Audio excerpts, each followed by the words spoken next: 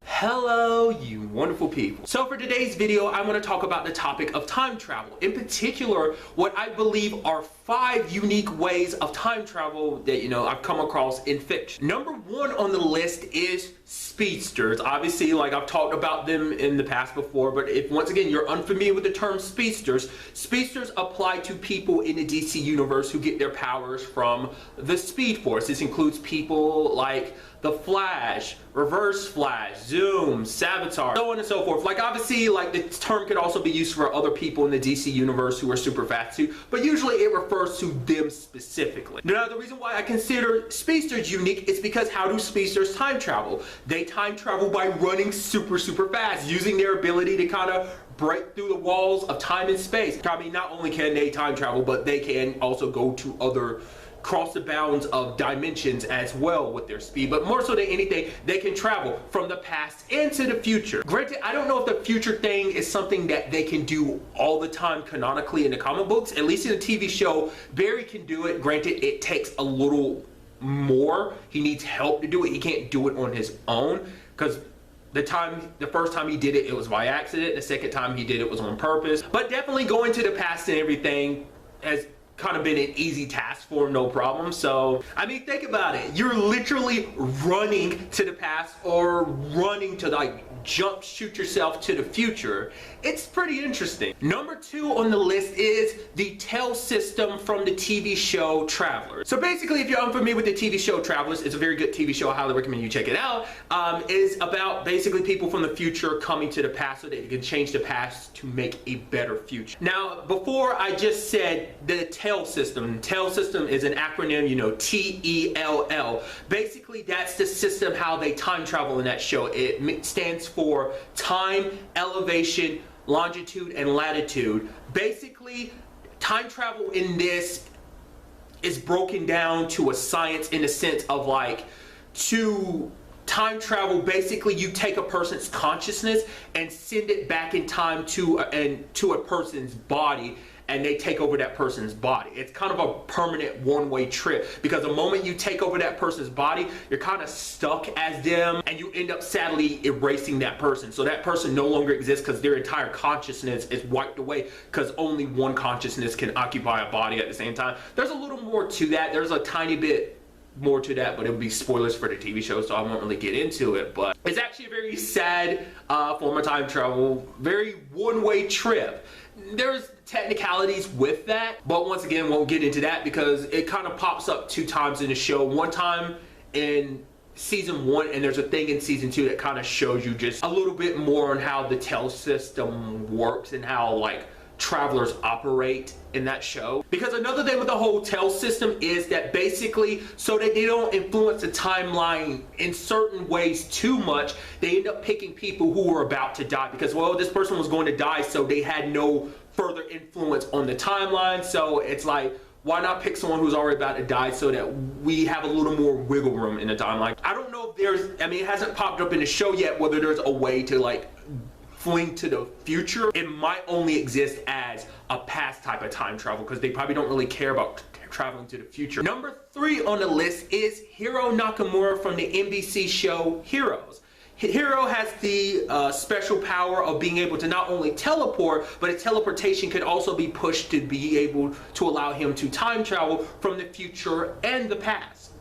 To the future and the past, I mean. Well, also from the future to the past, but also you get what I mean. But some of you might be thinking, well, the fact of the matter is I already brought up speedsters and they use powers to time travel as well, so why am I adding another person who has the power to time travel? Well, the fact of the matter is Hiro, I put him as unique because his means of time travel is very different from a speedster's, because speedster's whole abilities come from an entity known as the Speed Force, whereas Hiro's abilities come from himself. His abilities are kind of a manifestation. They're kind of a, because in the whole aspect of Hiro's abilities are more of a human evolution. It's almost kind of like a mutant thing, where it's kind of like a mutation in your DNA, but that's essentially how So his powers come about a different way. His powers come specifically from him rather than an unknown entity. But what also makes Hero's abilities unique too is the fact is that he doesn't have to run like a speedster or use a device. All he has to do is focus and think, and he just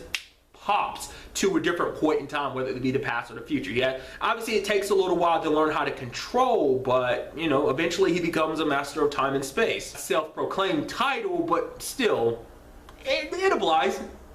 I still think he holds that title very well. Number 4 on the list is the TARDIS from the TV show Doctor Who. Now, if you're unfamiliar with the TARDIS it is a device for the means of time travel. At least in the Doctor's case, it looks like a police box, but actually that's not what it really looks like. It's just a circumstance that the Doctor got his TARDIS stuck looking like a police box and he just never bothered fixing it. Whether or not it's because he doesn't know how to fix it or he just doesn't care, hard to say. Now, the reason why I picked the TARDIS as a very unique means of time travel, you know, besides something like the DeLorean or a time machine in general, which is basically what the TARDIS is, but the TARDIS is a little bit special, obviously because it kind of has a mind of its own, which the show has shown. 2, the fact is that, like I brought up before, it can make itself look like anything else. That's a bonus. But also because the TARDIS isn't just about traveling through time, it's about time and space.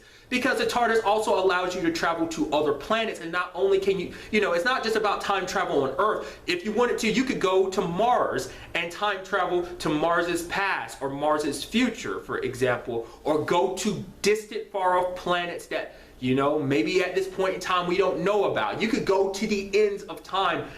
I don't know if that's really applicable for any other time travel devices, whereas the TARDIS is kind of more on the same lines as a spaceship, so, which I'm sure there probably are other devices that work like the TARDIS, which, you know, constitute as like a time traveling spaceship, but this is just based on what I know, so, and what I'm familiar with, so, which in itself just kind of makes the TARDIS one of the most like amazing like pieces of technology and, like, I would make the argument TV history, especially with the whole aspect of like it's bigger on the inside than it is on, you know, the outside, so there's that aspect too. Which the TARDIS also has the added benefit of it can actually kind of travel to dimensions. It's not something that it does on a regular basis.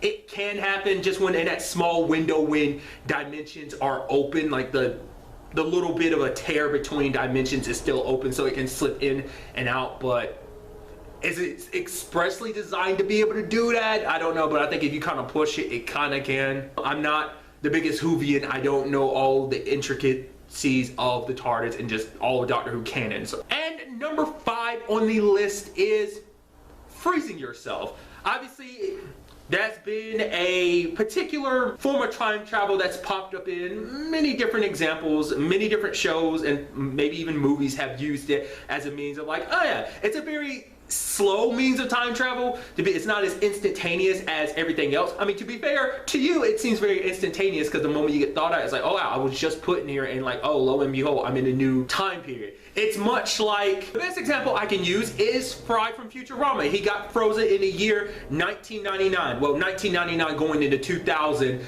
and then wakes up in the year 2999 going into the year 3000. Sadly, it is a one-way trip form of time travel.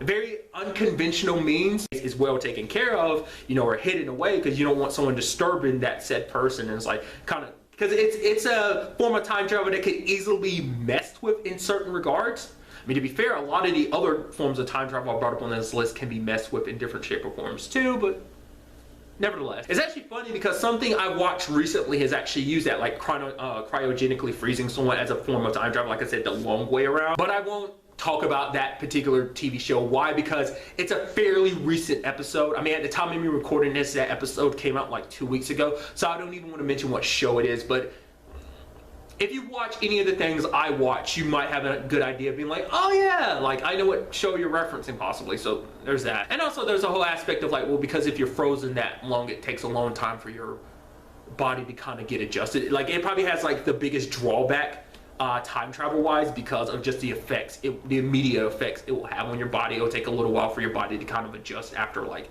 coming out of cryostasis, essentially when you're frozen and everything. So there's that. And those are 5 unique ways of time travel that I'm aware of. I'd love to get to know your thoughts in the comments down below, your thoughts about these, as well as some that you might be aware of that I'm not aware of. Really, that's all I want to talk about in this video. Till the next time we meet, be happy, be safe, live life to the fullest, and enjoy it. Good day and good